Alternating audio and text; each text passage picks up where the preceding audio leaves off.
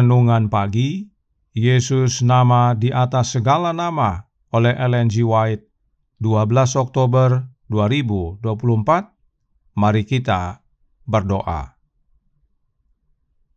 Bapa kami yang di sorga, Allah pencipta langit dan bumi, laut dan segala isinya, Allah yang maha besar, maha kuasa, sumber segalanya, yang kami sembah selalu melalui anak-Mu yang tunggal, Yesus Kristus.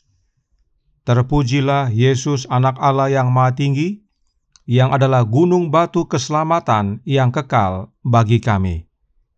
Pada pagi hari ini kami bersyukur boleh bangun dan berbakti, dan sebagaimana membaca dan mendengarkan nasihat firman-Mu, kiranya ini menjadi pembaharuan bagi kami semua, agar menjadikan Kristus fondasi kehidupan kami, sehingga kami dapat bertumbuh dalam kesempurnaan karakter serupa dengan Dia.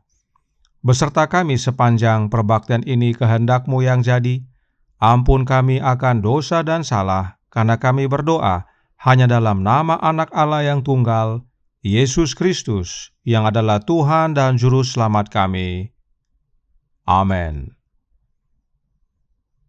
Renungan hari ini akan dibacakan oleh Saudara Abraham Andiarto.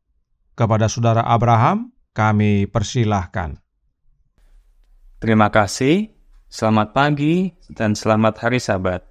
Renungan pagi kita hari Sabtu tanggal 12 Oktober 2024 dengan judul tema Gunung Batu Keselamatan yang Kekal.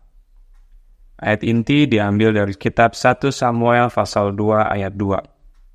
Tidak ada yang kudus seperti Tuhan, sebab tidak ada yang lain kecuali Engkau, dan tidak ada gunung batu seperti Allah kita. Tuhan seringkali menempatkan kita dalam posisi yang sulit untuk mendorong kita agar berusaha lebih keras. Dalam pemeliharaannya, gangguan-gangguan khusus terkadang terjadi untuk menguji kesabaran dan iman kita. Allah memberi kita pelajaran tentang kepercayaan. Ia akan mengajarkan kita di mana mencari pertolongan dan kekuatan pada saat dibutuhkan. Dengan demikian, kita memperoleh pengetahuan praktis tentang kehendak ilahinya, yang sangat kita butuhkan dalam pengalaman hidup kita. Iman tumbuh kuat dalam pertentangan yang sungguh-sungguh dengan keraguan dan ketakutan. Saudara, Anda boleh saja menjadi seorang pemenang jika Anda memperhatikan dengan seksama jalan hidup Anda. Anda harus mengabdikan masa muda Anda untuk tujuan Allah dan berdoa untuk keberhasilan. Anda seharusnya tidak menutup mata terhadap bahaya Anda, tetapi harus dengan tegas mempersiapkan diri untuk setiap kesulitan dalam kemajuan Kristen Anda. Luangkan waktu untuk merenung dan untuk doa yang rendah hati dan sungguh-sungguh. Talenta Anda ditandai, dan Anda memiliki harapan sehubungan dengan keberhasilan masa depan Anda. Tetapi, jika Anda tidak memahami alamiah kelemahan hati Anda akan kecewa. Anda baru saja memulai hidup. Anda telah tiba pada usia untuk memikul tanggung jawab bagi diri Anda sendiri. Ini adalah periode kritis dalam hidup Anda. Sekarang, di masa muda Anda menabur di ladang kehidupan. Apa yang Anda tabur akan Anda tuai juga. Seperti benih, demikianlah panennya. Jika Anda lalai dan acuh tak acuh terhadap hal-hal kekal, Anda sendiri akan mengalami kerugian besar. Dan melalui pengaruh Anda akan menghalangi orang lain untuk memenuhi kewajiban mereka kepada Allah. Kedua, dunia itu ada di hadapan Anda. Mana yang akan Anda pilih? Jadilah bijak dan raihlah hidup kekal. Jangan menyimpang dari integritas Anda. Betapapun tidak menyenangkan tugas Anda dalam keadaan darurat saat ini. Mungkin tampak bahwa Anda akan membuat pengorbanan besar untuk menjaga kemurnian jiwa Anda. Tetapi jangan ragu. Maju terus dalam takut akan Allah. Dan Dia akan memberkati usaha Anda dan membalas jasa Anda 1000 kali lipat. Janganlah menyerahkan tuntutan dan hak istimewa keagamaan Anda demi memuaskan keinginan teman-teman dan kerabat Anda yang tidak disucikan. Anda dipanggil untuk mengambil posisi Anda demi kebenaran, bahkan jika itu harus bertentangan langsung dengan mereka yang berhubungan dekat dengan Anda. Letakkan dasar karakter Kristen Anda di atas gunung batu keselamatan yang kekal, dan hendaklah bangunannya menjadi kokoh dan kuat. Dikutip dari buku Testimonies for the Church jilid 4, halaman 116 dan 117. Demikian renungan pagi kita. Terima kasih dan Tuhan memberkati kita semuanya. Terima kasih atas penata layanan Saudara Abraham. Tuhan Yesus memberkati. Selamat pagi saudaraku dalam Tuhan. Selamat Sabat. Renungan pagi hari ini dikutip dari buku Testimonies for the Church, bab 10, tentang Saudara L yang melanggar kekudusan hari Sabat. Mari kita baca cuplikannya dan apa nasihat bagi kita. Halaman 114 paragraf 3 berkata, Saudara muda L, Anda telah melakukan kesalahan dalam hidup Anda. Dengan mengejar studi Anda dengan seksama, Anda telah mengabaikan pengembangan semua kemampuan Anda. Pertumbuhan moral tidak boleh dikecilkan dalam upaya untuk memperoleh pendidikan, tetapi harus dikembangkan dalam tingkat yang jauh lebih tinggi daripada yang biasanya dianggap perlu. Anda telah menodai hari Sabat dengan membawa studi Anda ke dalam waktu suci yang bukan milik Anda untuk digunakan demi tujuan Anda sendiri. Allah telah berfirman, maka jangan melakukan sesuatu pekerjaan. Saudara L telah menuruti keinginan hatinya dan bukannya kewajiban, serta menomorsatukan studinya dibandingkan menuruti perintah langsung dari Yang Maha Tinggi. Nah, pada zaman itu sering dilakukan camp meeting atau pertemuan kemah. Nyonya White berkata kepada saudara L dalam halaman 115 paragraf 1. Ketidakhadiran Anda dalam pertemuan-pertemuan ini sangat merugikan kesejahteraan rohani Anda. Anda telah kehilangan kekuatan yang boleh Anda peroleh di sana dengan mendengarkan firman Allah yang dikhotbahkan dan bergaul dengan para penganut kebenaran. Saudara L ini sangat tekun dalam studinya, namun lemah dalam kerohanian. Dikatakan, engkau sungguh-sungguh ingin maju dalam studimu, seperti halnya engkau ingin mendapatkan pujian dari teman-teman dan guru-gurumu. Engkau telah mendapatkan penghargaan yang engkau terima untuk beasiswa. Namun, bagaimanakah engkau mendisiplin pikiranmu dalam agama? Karenanya, Nyonya White menasihatkan kepada saudara L dalam halaman 116 paragraf 2.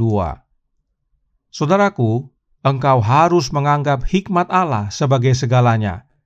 Agama harus berjalan seiring dengan ilmu pengetahuan, agar pendidikanmu menjadi sarana yang kudus untuk berbuat baik dan mengarahkan orang lain kepada kebenaran. Semakin banyak kita belajar di sekolah Kristus, semakin besar keinginan kita untuk maju dalam pengetahuan itu. Saudaraku dalam Tuhan, tidak ada salahnya untuk bersekolah. Tetapi jangan jadikan pendidikan menjadi penghalang untuk kita datang kepada Allah. Malah sebaliknya, pendidikan harus membantu kita sebagai sarana untuk berbuat baik dan mengarahkan orang lain kepada kebenaran. Agama dan pendidikan harus berjalan beriring. Jika ada tantangan dalam program pendidikan, apakah yang perlu kita ketahui?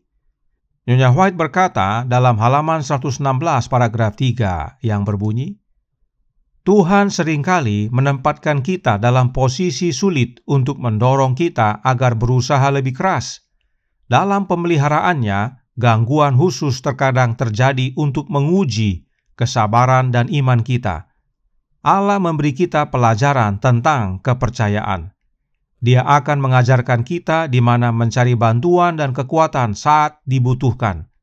Dengan demikian, kita beroleh pengetahuan praktis tentang kehendak ilahinya yang sangat kita butuhkan dalam pengalaman hidup kita. iman tumbuh kuat dalam pertentangan yang sungguh-sungguh dengan keraguan dan ketakutan. Jika ada tantangan dalam bersekolah atau dalam mendapatkan pendidikan, kita bukan mengalah kepada keadaan atau kompromi, tetapi berusaha lebih keras dengan datang kepada Allah untuk menerima bantuan. Dan bila tantangan tersebut berulang, maka hal itu menjadi alat uji demi pertumbuhan iman. Itu sebabnya renungan hari ini berkata dalam Jesus' Name Above All Names, halaman 301 paragraf 2. Saudara, Anda boleh saja menjadi seorang pemenang jika Anda memperhatikan dengan saksama jalan hidup Anda. Anda harus mengabdikan masa muda Anda untuk tujuan Allah dan berdoa untuk keberhasilan. Anda seharusnya tidak menutup mata terhadap bahaya Anda, tetapi harus dengan tegas mempersiapkan diri untuk setiap kesulitan dalam kemajuan Kristen Anda. Luangkan waktu untuk merenung dan untuk doa yang rendah hati dan sungguh-sungguh. Saudaraku dalam Tuhan, kondisi yang dialami oleh saudara L tidak hanya diaplikasikan dalam hal pendidikan saja. Dalam pekerjaan, tantangan serupa dapat menjadi bagian kita semua. Kita lebih utamakan pekerjaan dibandingkan Tuhan. Sampai-sampai kekudusan hari Sabat dilanggar oleh karena bekerja pada hari Sabat. Tantangan dalam pekerjaan seharusnya membuat kita lebih banyak datang kepada Allah dalam doa. Terlebih lagi, Nyonya White berkata dalam Testimonies for the Church, volume 4, halaman 117, paragraf 3, yang juga dikutip dalam renungan pagi hari ini, berkata, letakkan dasar karakter Kristen Anda di atas gunung batu keselamatan yang kekal, dan hendaklah bangunannya menjadi kokoh dan kuat. Gunung batu keselamatan kita adalah Yesus Kristus. Karenanya fondasi karakter Kristen kita hanyalah Kristus. Sehingga kita menjadi bangunan yang kokoh dan kuat di dalam Yesus. Maka kita pun dapat menghadapi angin badai yang melanda, entah dalam pendidikan, dalam pekerjaan, dan dalam hal-hal yang lain. Kiranya pengalaman singkat saudara L ini menjadi nasihat bagi kita semua. Ingatlah dan kuduskanlah hari Sabat, dan bila mana ada tantangan dalam sekolah atau dalam pekerjaan atau lainnya tentang hari Sabat atau kebenaran yang lain, ambil waktu untuk berdoa dan serahkan seluruhnya kepada Allah, maka Dia akan bertindak melalui Anak-Nya. Tuhan memberkati, saya bawa dalam nama Yesus. Amin. Mari kita berdoa. Bapa kami yang di sorga, Allah pencipta langit dan bumi, laut dan segala isinya, Allah yang maha besar, maha kuasa, sumber segalanya, yang kami sembah selalu melalui Anak-Mu yang tunggal, Yesus Kristus. Terima kasih atas nasihat indah pada pagi hari ini, bahwa Kristuslah satu-satunya fondasi yang kuat, gunung batu keselamatan kami yang kekal. Di atas Kristuslah kami harus membangun, agar bangunan karakter kami kokoh dan kuat. Sebab dalam kehidupan kami, entah bersekolah, entah bekerja, entah berusaha, dan lainnya, badai tantangan banyak melanda, dan kami dapat berdiri teguh hanya dalam Yesus. Karenanya tolong kami ya Bapa, karuniakanlah roh Anak-Mu dalam hidup ini, dan biarlah kami semua yang percaya membuka hati, agar Kristus tinggal dalam kami, sebab itulah pengharapan akan kemuliaan. Beserta kami sepanjang hari ini kehendak-Mu yang jadi, ampun kami akan dosa dan salah, karena kami berdoa hanya dalam nama Anak Allah yang tunggal, Yesus Kristus, yang adalah Tuhan dan Juru Selamat kami. Amin.